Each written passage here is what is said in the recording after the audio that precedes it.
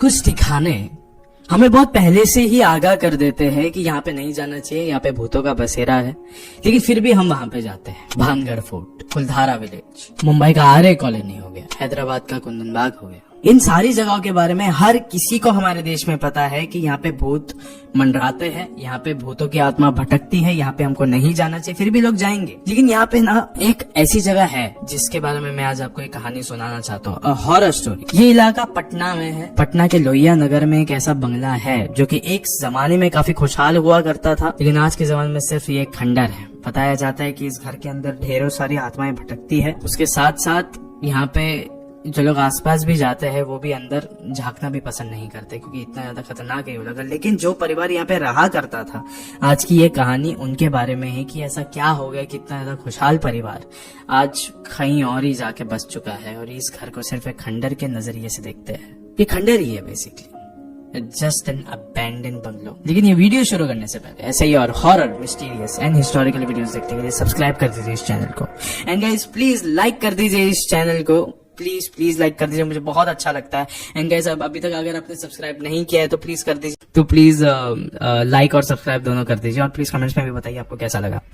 अब ये कहानी शुरू होती है। ये कहानी आज से 20-25 साल पुरानी है, जब पटना के लोहिया नगर में ये एक काफी आलीशान सा बंगला था। लाइक बहुत ज्यादा एकदम लग्जरियस दिखता था, लेकिन इतना आलीशान होने के बावजूद यहाँ का जो ओनर था वो खुद यहाँ पे नहीं रहना चाहता था। वहाँ के जो लोग थे वो लोग स्टिल इससे काफी ज्यादा घिन खाते थे। अगर किसी का बच्चा भी यहाँ पे खेलते खेलते गलती से पहुंच जाता था तो उसको भी डांट के लोग घर लेके आ जाया करते थे। मतलब कुछ तो था इस घर में जो कि हर किसी को इससे दूर रखता था, या फिर इसकी कोई तो ऐसी कहानी थी, कोई इतिहास था जो लोगों को शायद से पता था इसके बारे में। That's why they used to be at a distance. लेकिन जो राजीव था वो यहाँ पे अपने पूरे परिवार वालों के साथ शिफ्ट होने वाला था। राजीव एक सरकारी नौकरी वाला बंदा था जिसकी एक पत्नी है, एक छोटी बेटी है। वो सिर्फ उन दोनों के साथ रहा करता था। एंड सरकारी नौकरी होने के बावजूद उसको हर 6-7 महीने में उसको शिफ्ट होना पड़ता था। ऐसा नहीं होता था उसका ट्रांसफर हो जाता था, उसका सिर्फ काम होता था कि उसको बहुत ज्यादा ट्रैवल करना पड़ता था। और इस बार राजीव ने सोचा था इस समय मैं पटना में जा रहा हूँ, तो मुझे ऐसा लग रहा है कि बहुत अच्छा होगा अगर मैं किसी एकदम बड़े से घर में रहूं। इस बार मेरे परिवार वाले भी काफी खुश हो जाएंगे, वैसे भी 6-7 महीने रहना है हमको, तो अच्छे से रहेंगे। तो उन्होंने ये लोहिया नगर में ये वाला बंगलो उन्होंने बुक कर लिया, सब कुछ रेंट डिपॉजिट वगैरह दे दिए यहाँ पे आने के लिए। तो फिर वो अपनी पत्नी स्नेहा के साथ और अपनी बेटी अनन्या के साथ यहाँ पे शिफ्ट हो गया। एंड वो लोग ना अभी बहुत ज्यादा एक्साइटेड थे, मतलब इस घर में वो लोग अपनी जिंदगी बिताने के लिए बहुत बहुत एक्साइटेड थे। राजीव ने अपना काम एकदम शुरू कर दिया था। अनन्या भी उसके किसी पसंद के कॉलेज में जाके उसने एडमिशन ले लिया था। और जो स्नेहा थी राजीव की पत्नी, उसने सब चीजें एकदम अच्छे से सजा दिया था उस बंगले के अंदर, एकदम अपने पसंद से उसे पूरे घर को डिजाइन कर दिया था। अभी उसी दिन की बात है जब घर पे ऑफकोर्स सामान वगैरह तो रहेगा नहीं, भाजी तरकारी तो थी नहीं, तो फिर राजीव और स्नेहा निकल गए थे बाहर बाजार में थोड़ा शॉपिंग करने के लिए, जो कि उसके बंगलों के एकदम पास में ही है, लगे एक दो गली छोड़ के। फिर उसके बाद वो सामान ले रहे थे जिस दुकानदार से, उन्होंने कहा कि सर मैडम आप तो बहुत ज्यादा सामान ले रहे हो, तो आप दोनों तो बिल्कुल भी नहीं लेके जा पाओगे, ऊपर सबको चल के हुए जाना है।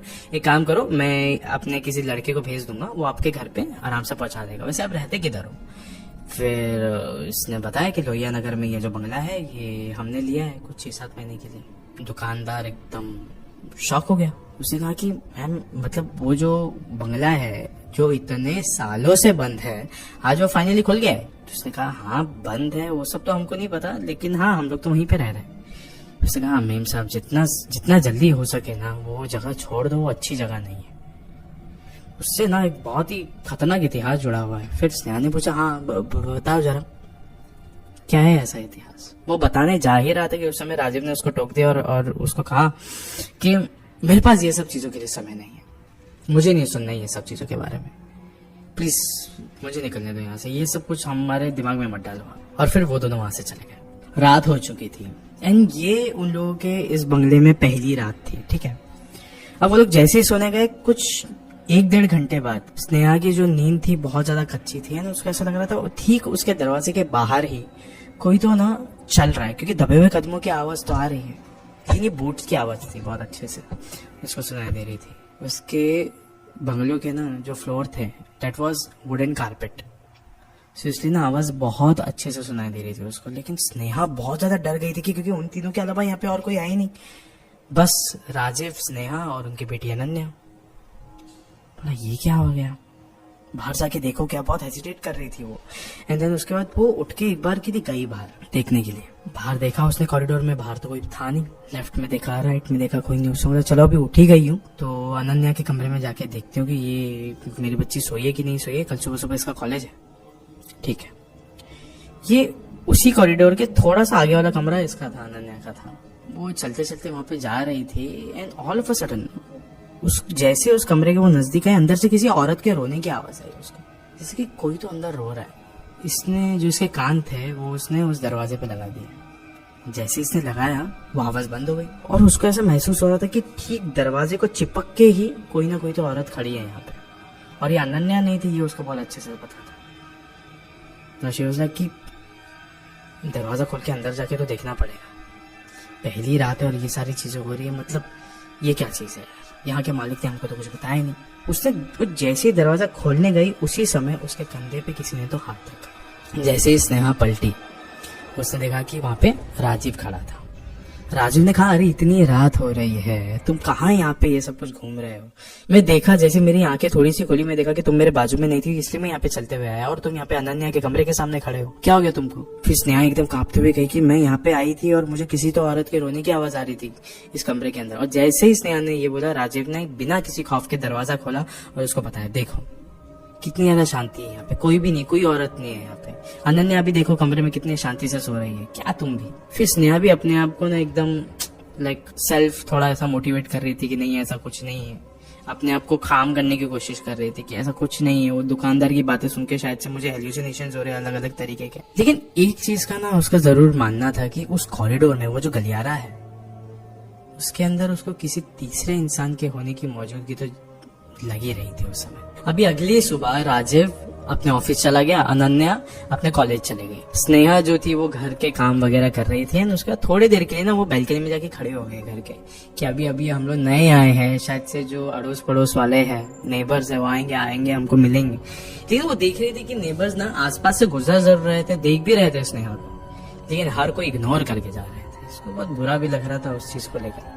लेकिन उसमें चलो ठीक है, अभी घर जाके किचन में जाके कुछ काम कर लेती हूँ। जैसे ही वो काम कर रही थी उस समय ना दीवार से, अगले दीवार से उसको कुछ तो आवाज आ रही थी, विस्पर जैसी आवाज आ रही थी। उसने देखा ये क्या है यार, ये रात को भी ऐसे कुछ तो हो रहा था मेरे साथ, अभी वापस से ऐसा हो रहा है, ये सब कुछ है क्या।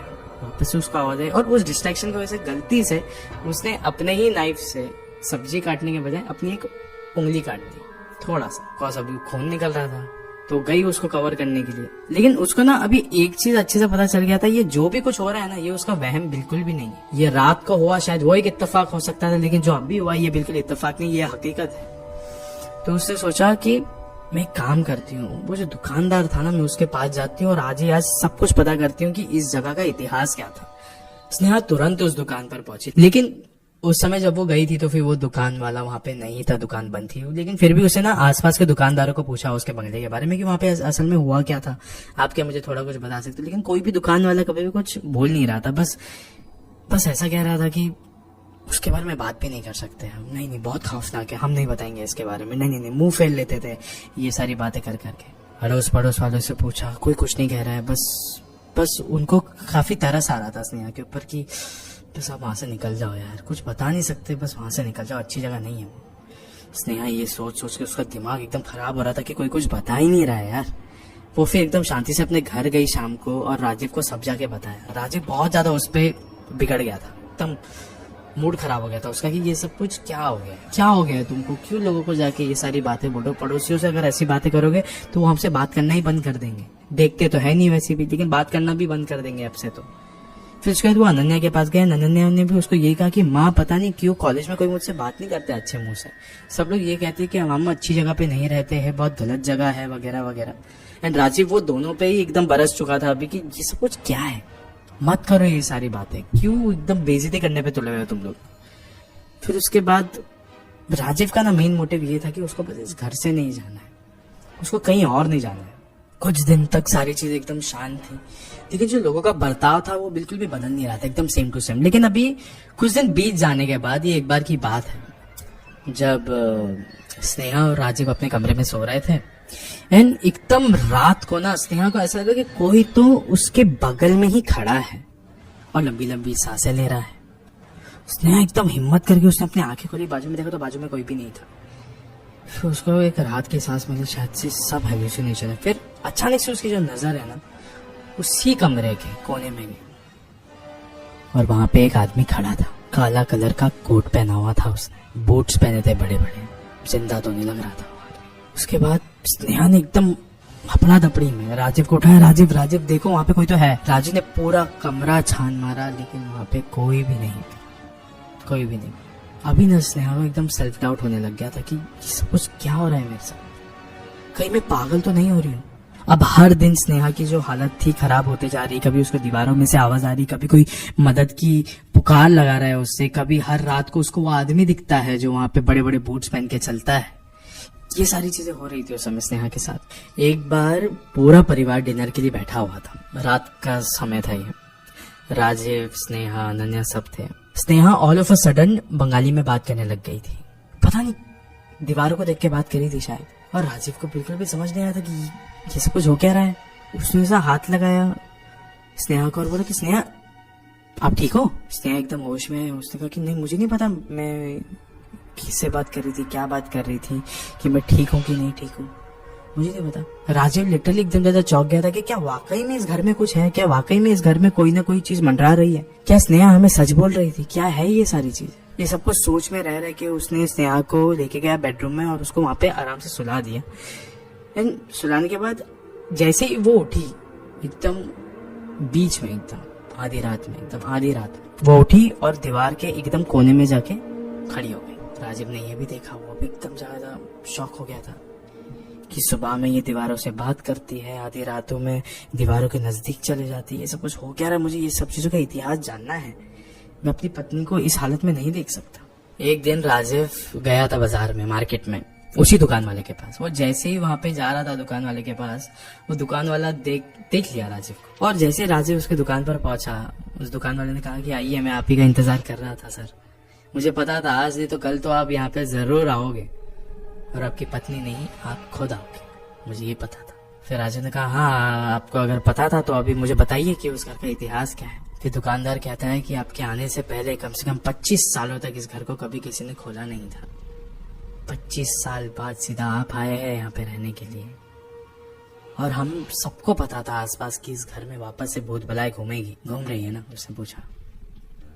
राजीव ने कुछ नहीं कहा, शर्म के मारे उसने अपनी आंखें नीचे करके रखी हुई थी। फिर दुकानदार ने कहा कि बहरहाल मैं आपको अभी पूरी कहानी सुनाता हूँ। एक कपल रहा करता था वहां पे, मियाँ बीवी बस। वो जो मर्द था वो अपनी औरत को बहुत मारा करता था, बहुत मारा करता था, हर रात को मारा करता था। और इस कुछ कारण के वजह से उसको और भी ज्यादा बहुत गुस्सा आ गया था किसी एक करतूत पे, उसकी बीवी के। उसे जिंदा उसकी पत्नी को उसी के घर के किसी एक दीवार में चुनवा दिया था, जिसके बाद से रातों रात तक वहां से चीखने चिल्लाने की आवाज आती गई और एक वक्त ऐसा देखते देखते उस औरत के अंदर मौत हो गई। और जब उसके मर्द को भी रियलाइज हुआ कि मैंने क्या किया है, आधी रातों को उसको भी आवाजें सुनाई दे रही है, उसकी पत्नी की चीखने चिल्लाने की, उसकी पत्नी की भटकती हुई रूहों की आवाजों की, तो वो भी ये सब चीजों को झेल नहीं पा रहा था। उसने भी अपने आप को मार दिया था उसी घर के अंदर। और आज उस घर के अंदर आप रह रहे हैं। वहां पे चीखने चिल्लाने की आवाजें हर एक राहगीर को आती जो भी वहां से गुजरता है। झगड़ों की आवाजें आती है, दीवार से चुनी हुई उस औरत की चीखने की आवाज आती है, मदद मांगने की गुहार आती है हमको। लेकिन हम कुछ कर नहीं सकते क्योंकि वो जो भी है वो जिंदा नहीं है। वो बस हमें बहकाना चाहते, अंदर लाना चाहते ताकि वो भी हमें उनकी दुनिया में शामिल कर सके। और आप तो उन्हीं की दुनिया में रहते हो सर। राजा ने तुरंत अपने आसपास में रह रहे पंडितों को बुलाया, उन्होंने सारी क्रिया कराई एंड उसकी पत्नी स्नेहा को उन सबके सामने आके रख दिया। स्नेहा एकदम अलग अलग भाषाओं में बात कर रही थी, कभी बंगाली में बात कर रही थी, कभी तमिल में बात कर रही थी, अलग अलग भाषा में बात कर रही थी। वो जैसे कि उसके अंदर एक नहीं कई सारी आत्माएं हैं। और ऐसे कर करके उन्होंने स्नेहा को उसमें से छुड़ाया और उसके घर से बाहर निकाला। राजीव, स्नेहा और अनन्या वो तीनों उसके घर से बाहर आए। उस घर को मंत्र तंत्र से बंद कर दिया गया। उसके गेट पर बहुत सारी ताबीजें लगा दी वहां पे ताकि उस घर के अंदर कोई भी ना जा पाए। लेकिन जो भी उसके घर के पास से आज भी गुजरता है उसको आज भी अंदर से चीखने चिल्लाने की आवाज आती है। आज भी न्योता आता है उन आवाजों से जो कि अंदर भीख मांग रहे हैं खुले में घूमने के लिए, आजाद रहने के लिए। मुक्त होने के लिए, लेकिन फिर भी लोगों को पता है अच्छे से कि अंदर जाने से उनके साथ क्या हो सकता है। और आज इस वीडियो के अंत में मैं आपसे बस यही कहना चाहूँगा कि ये ना बहुत ज़रूरी बात है कि आप समझो कि किस घर में अगर कुछ ऐसी चीज़ हुई है, कभी किसी की आत्महत्या हुई है, तो आप उस घर में जाके रह नहीं सकते, क्योंकि वहाँ पे ऑलरेडी एक इंसान है, मनहूस तरीके से अपने आप की जान ली है, वो आपको भी छोड़ेगा नहीं, आपको भी अपनी ज़िंदगी में शामिल करने की कोशिश करेगा। तो ये सब चीज़ों से दूर रहो। शुक्रिया।